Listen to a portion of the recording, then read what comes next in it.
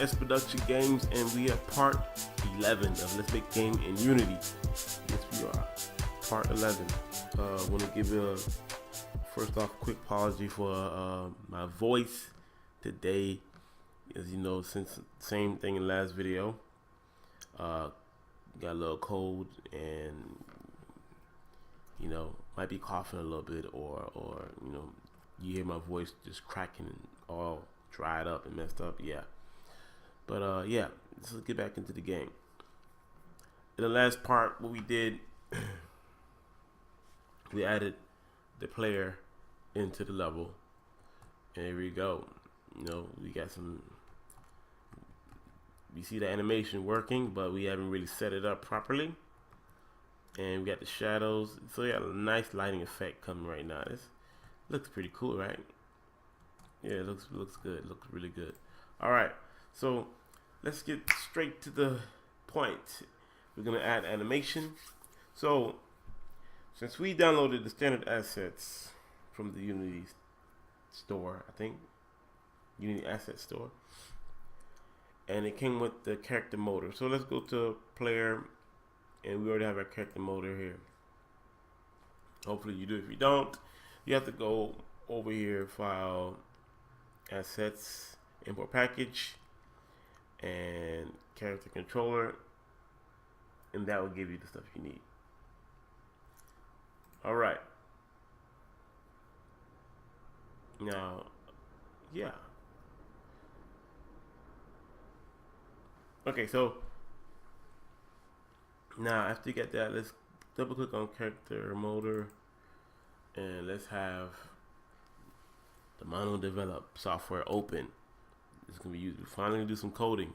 I haven't done the coding in a long time, but it ain't gonna be much. As you can see, this is the codes. This is the coding that they did for us to use. How nice of them! But this is in JavaScript, which I didn't really want to use, but just to save time, what they have here gets the job done, But I really encourage you to, for those that don't know, if you're watching this video and you don't really understand the language that much, it's good to look at this. I've been going through it real hard, trying to get an understanding of why things were done a certain way. Helps you understand the coding process. And even if you don't really want to learn JavaScript, you can get some nice lessons out of just studying this code. So as you know, I want to translate this whole thing into C#, but I don't think I'm not gonna do a video series on that. I'm just gonna do it at my own time, and I may share it for people who want it, but you gotta ask for it. I'm not just gonna put it out there like that. But yeah, so this is, look at it. It's over at 587 lines of code, and it saved me some time to instead of just changing the whole thing in C# just for the same effects. So yeah, so let's add the animation. Let's roll. Okay, let's go right here. Make some space, and we're gonna start with public. I'm adding to it, as you can see, public var idle. Oh, come on, let's get it together. Idle animation. There we go. And do this animation clip. Now this is pretty much using Unity kind of methods. Even if you know the JavaScript, you understand the layout, but some of this stuff is from Unity. I'm just saying, just letting you know.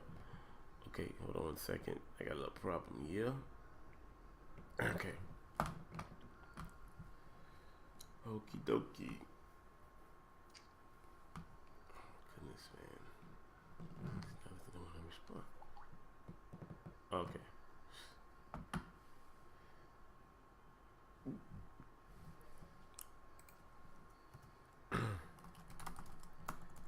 Alright, let's continue now. Public var not a walk animation. Obviously you can see we just right here adding the different animations that we're going to be adding to the game. Yep. And then jump. Jump. No capitals. You can if you want, but I'm not. I don't think you should.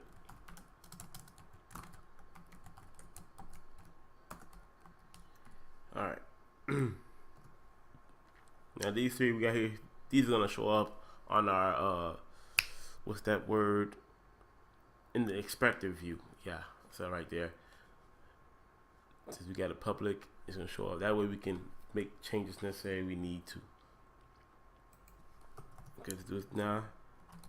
Let's get this out of the way. Idle animation speed. Because obviously when we do our animation in Blender, point 0.05 in Blender, once you translate it, bring it into Unity, you know, it may not be to your liking. You know, you might want it a little faster or a little slower based on how you did it. Usually for me, a little faster because the way I do it is kind of weird, I know, but yeah. And let's go jump.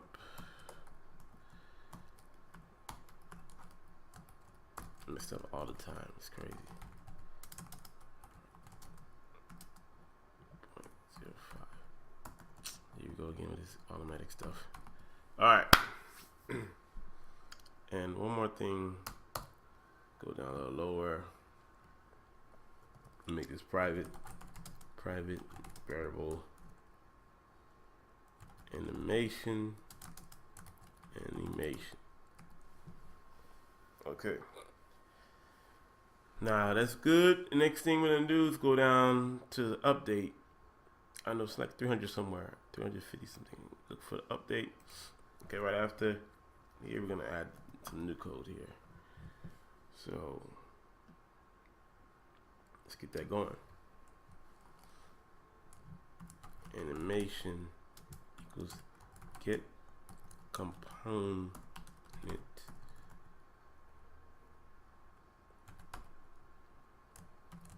animation.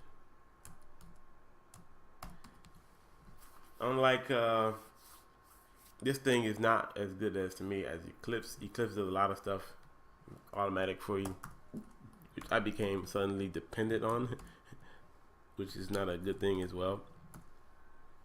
But I just see how, man, wow, man, using Eclipse it helps correct a lot of my issues. This will later play out and then complain later, which I don't like, but you know, it's good not to get too complacent on the easy stuff. You know, you want everything easy for you. Animation.name, and this code I'm doing here, it's not like I came up with this myself. Oh no, it ain't. What I pretty much did, if you know the other stuff the stuff we imported,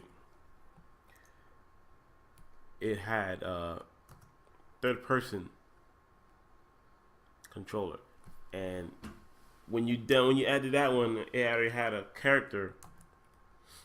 It was like a plumber guy. This character was already come in, and then once you put him in, the camera angle, everything was already set up, and it's like, whoa, you know, that's what I'm trying to use. So I pretty much used that. I went to that script and look how they incorporated the animation stuff in that clip, in that script, and then pretty much added it into this. So it's not like I'm doing a big thing here. You know, this is. But I still did research. I studied the code and figured out what I would what I could use, you know. So I definitely recommend people doing that. You know, when you, especially if you're new and you don't know everything. Study the things you don't understand. You pick up some stuff, not everything all at once, but as you keep looking at it, things start to make more sense. You start to understand how it's organized and why it's organized in that certain way. Okay, got that there and this there. Okay, that's cool. I want wait. This is over here. Okay. Yeah. Okay. Just want to make sure I ain't making no mistake. Yeah. Okay. Controller. Be careful. This automatic thing really messes you up. I'm trying to put controller velocity, and it keeps trying to put another thing that I don't want. And then if you don't notice it, that it automatically does it, you have plenty of errors.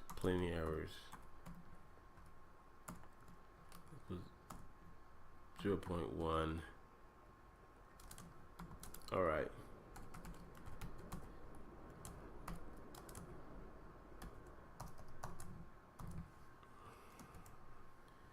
Look at that going. No, I went right here. All right. As you see, the other thing we just did previously, that's all the jumping stuff. The calculate for the speed. The wrap mode is wrap mode dot clamp forever makes it play out the whole animation and hold the last frame of the animation. That's for jumping. Very useful. Even though what I did, my jumping animation won't be very useful to that, but in the future it'll be very helpful when we make the necessary changes. Okay, idle animation dot name dot speed equals math f dot clamp control see, there you go, the collider hit. I don't want that. Velocity magnitude 0.0 idle animation speed. Okay, now let's make sure we don't make no mistakes. Oh, controller lowercase. Yeah, make sure to lowercase those. You have plenty of errors if you go along with that. All right, I think everything's fine here. Next line, animation, crossfade. Now crossfade. Now this is gonna be my my interpretation, which may not be fully correct.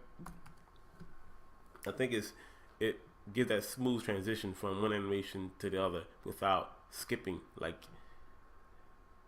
if you see in 2D messing with sprites and stuff, some animation goes immediately from one animation to another, where like it looks like it's just blanks to the next set. Like for example, one arm could be swinging towards the back, and the next blink is in the front, like, you know, without showing no way in between. But this one, since in 3D, you can't do all that skipping like that. You know, it'd be very, very noticeable. Yeah, that's what the crossfade, which is really helpful, really, really helpful. I'll show you once we get it going good. Now this, we're doing the same thing here. You can just copy this whole thing right here. Control C to copy, enter Control V, paste it. Now we got it all in there again. Now the only thing we're gonna do is greater than here, and then instead of idle animation, we're gonna do walking animation. Walk animation, walk animation speed, and walk animation. Let's crossfade. I think we are done. So let's make sure to make any mistakes.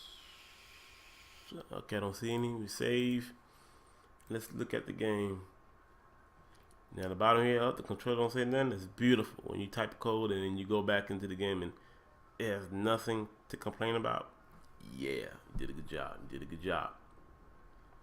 So we got that set. Now let's set up here. As you can see on our player thing, a whole bunch of new things have popped up in our motor script, the animation process. So let's fill it up. For auto animation, look for idle 1. You got other stuff. Well, it's not a lot, but idle 1. Well, you look for the one you know what you named it. Hope you know. Walk, and let's add jump 1. Yeah, that was what it was. And just to make sure, I want to go to assets, open this up, and then let's go back here. I double click. Okay, it's there. Okay, it's there. Okay, it's there. So that means we ain't got no other animation from another thing to cause confusion. All right. Now I see I set the speed to 0.05. Most likely it's gonna be too slow. I'm gonna change idle animation to 2. No, no, idle animation can stay. The walk animation, let's turn that to 2. Jump animation to 1. And we already got gravity set in. Now let's see how this turns out. Let's play it. He's standing. And I don't know why his leg got that bent and this one leaned back. I don't know why. I don't know why. I have to figure that out. But you see, he go right back to this pose with his leg bent, which shouldn't be the process, but it's okay right now. That's cool, right? And let's walk. And look at that. Okay. It smoothly goes into the next animation. See, this is the problem with the jumping. I put the jumping in there, but faulty coding. Faulty. Sorry for wasting your time putting all that code, but we're going to change that and we're going to fix it. Not right now, though. As you see, soon you land, it's like that's what you don't want. So we're going to fix that later. But the speed needs to go a little bit faster for walking. Let's use 3, enter, press play. Okay. He moves kind of slow too. I want him to move a little bit faster than that. Max forward speed, let's use 15.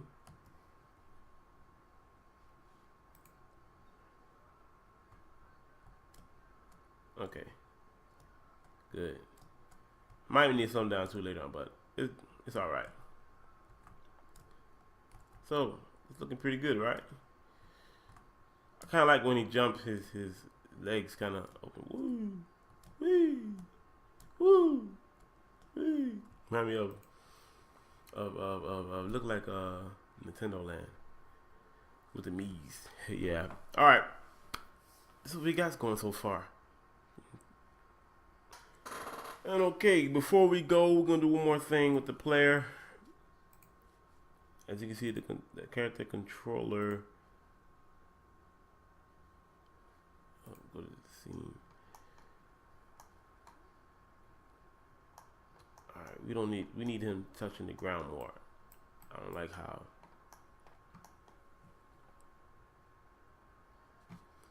So let's go to the chill.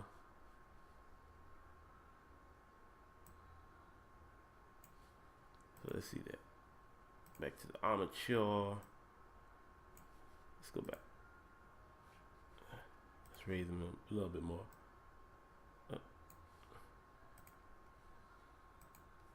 He's not perfectly in there.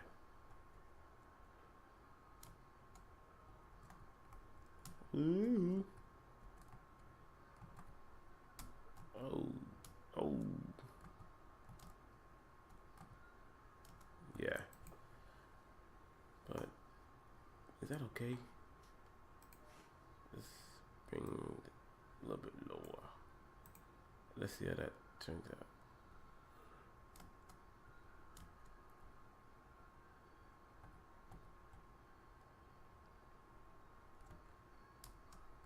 Yeah, still don't seem like he's really touching the ground, but we'll get back on that in the next part. So yeah, guys, this is what we got so far. Got the player animated, not perfectly, but it's good for our prototype. Then next we're gonna be adding, doing a little more better level design, and make some tests. Yep. So guys, I'll see you on the next part. Thanks for watching. Adios.